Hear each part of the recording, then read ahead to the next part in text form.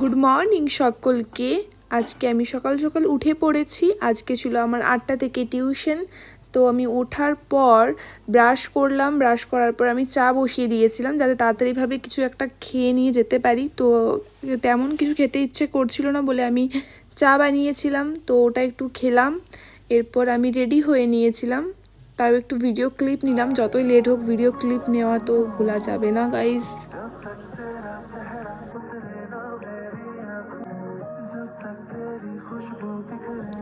এরপর বেরিয়ে পড়েছিলাম আমি আর বোন, কিন্তু যাওয়ার সময় লেট হয়ে গেছিলো বলে ভিডিও করতে পারিনি। বাট ছুটি হওয়ার পর একটু ভিডিও ক্লিপ নিয়ে নিলাম। আমি আর বোন স্কুটি করে বেরিয়ে গেছিলাম।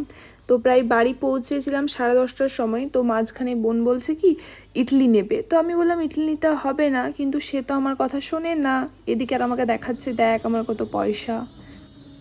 তারপর আমরা ইডলি নিয়ে নিলাম। বলছে সে যে খুব ঝাল দরকার, ইডলির মধ্যে এত ঝাল খেতে পারে, বাপরে বাপ, কিছু বলারই নেই ওকে। দেখো শুধু আমাকে ডিস্টার্ব করে ভিডিওর মাঝখানে।